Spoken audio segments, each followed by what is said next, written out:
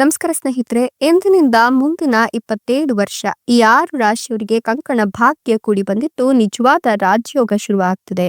ಲಕ್ಷ್ಮೀ ಕುಬೇರ ದೇವರ ಕೃಪಾಶೀರ್ವಾದದಿಂದ ನೀವು ಬೇಡ ಅಂದ್ರೂ ಹಣ, ಐಶ್ವರ್ಯ ಎಲ್ಲವೂ ಸಿಗುತ್ತೆ. ಹಾಗಾದ್ರೆ ಆ ಅದೃಷ್ಟವಂತ ರಾಶಿಗಳು ಯಾವುವು, ಅವುಗಳಿಗೇನೆಲ್ಲ ಲಾಭ ಸಿಗುತ್ತೆ ನೋಡೋಣ. ಅದಕ್ಕಿಂತ ಮೊದಲು ಲಕ್ಷ್ಮೀ ಕುಬೇರ ದೇವರಿಗೆ ಭಕ್ತಿಯಿಂದ ಲೈಕ್ ಕೊಟ್ಟು ನಮ್ಮ ದಿನ ಭವಿಷ್ಯ ತಿಳಿಯಲು ನಮ್ಮ ಚಾನೆಲ್ ಅನ್ನ ಸಬ್ಸ್ಕ್ರೈಬ್ ಮಾಡಿ. ಹಾಗೆ ಬೇಗನೆ ನಮ್ಮ ವಿಡಿಯೋದ ನೋಟಿಫಿಕೇಶನ್ ಪಡೆಯಲು ಬೆಲ್ ಬಟನ್ ಕ್ಲಿಕ್ ಮಾಡಿ ಆಲ್ ಅಂತ ಕ್ಲಿಕ್ ಮಾಡ್ಕೊಳ್ಳಿ. ಇನ್ನು ನಿಮ್ಮ ಜೀವನದ ಸಕಲ ಸಮಸ್ಯೆಗಳಾದಂತಹ ಸತಿಪತಿ ಕಲಹ, ಪ್ರೀತಿಯಲ್ಲಿ ಮೋಸ, ಭೂಮಿ ವಿಚಾರ, ಕೋರ್ಟ್ ಕೇಸ್, ವ್ಯಾಪಾರ, ಹಣಕಾಸಿನ ತೊಂದರೆ, ಸಾಲಬಾಧೆ, ಸ್ತ್ರೀಯರ ಗುಪ್ತ ಸಮಸ್ಯೆ, ಹೀಗೆ ಹಲವಾರು ಸಮಸ್ಯೆಗಳಿಗೆ ಶಾಶ್ವತ ಪರಿಹಾರ ಮಾಡಿಕೊಡ್ತಾರೆ. ಡಿಸ್ಪ್ಲೇ ಮೇಲೆ ಕಾಣ್ತಕ್ಕಂಥ ಗುರೂಜಿ ನಂಬರ್ಗೆ ಒಮ್ಮೆ ಕರೆ ಮಾಡಿ ನೋಡಿ. ಎಂದಿನಿಂದ ಮುಂದಿನ 27 ವರ್ಷ ಏನಿದೆ, ಈ ರಾಶಿಯವರಿಗೆ ಅದೃಷ್ಟವೋ ಅದೃಷ್ಟ ಅಂತ ಹೇಳಬಹುದು. ಈ ರಾಶಿಯವರಿಗೆ ಗುರುಬಲ ಚೆನ್ನಾಗಿರೋದ್ರಿಂದ ಕಂಕಣ ಭಾಗ್ಯ ಕೂಡ ಕೂಡಿ ಬಂದಿದ್ದು ನಿಜವಾದ ರಾಜಯೋಗವನ್ನ ಅನುಭವಿಸ್ತಾರೆ.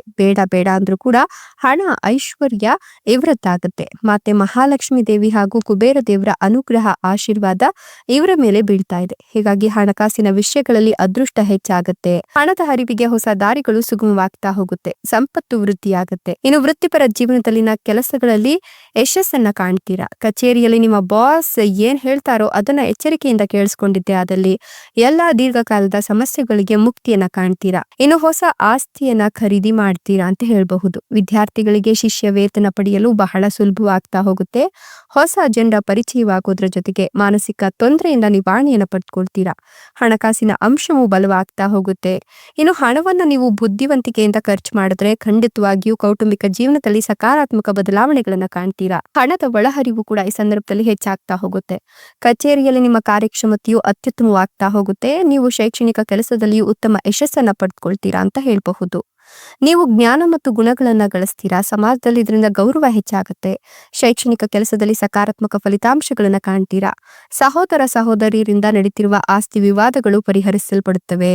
ಜೊತೆಗೆ ನಕಾರಾತ್ಮಕತೆಯನ್ನ ನೀವು ಈ ಸಂದರ್ಭದಲ್ಲಿ ದೂರ ಇಡ್ತೀರಾ ಅಂತ ಹೇಳಬಹುದು. ನಿಮ್ಮ ಕಾರ್ಯಕ್ಷಮತೆಯ ಮೇಲೆ ನೀವು ಕೇಂದ್ರೀಕರಿಸಿದ್ರೆ ಖಂಡಿತವಾಗಿಯೂ ಕೂಡ ಯಶಸ್ಸು ನಿಮ್ಮದೇ. ವೃತ್ತಿ ಪ್ರಗತಿಗೆ ಹೊಸ ಅವಕಾಶಗಳು ದೊರೆಯುತ್ತೆ. ಇನ್ನು ಹೂಡಿಕೆಯಿಂದಲೂ ಕೂಡ ಅತ್ಯಧಿಕ ಲಾಭವನ್ನ ಪಡೆದುಕೊಳ್ತೀರಾ. ಹಲವು ಆದಾಯದ ಮೂಲಗಳು ಸೃಷ್ಟಿಯಾಗಿ ಭೌತಿಕ ಸೌಕರ್ಯಗಳು ಈ ಸಂದರ್ಭದಲ್ಲಿ ನಿಮಗೆ ಹೆಚ್ಚಾಗ್ತಾ ಹೋಗುತ್ತೆ.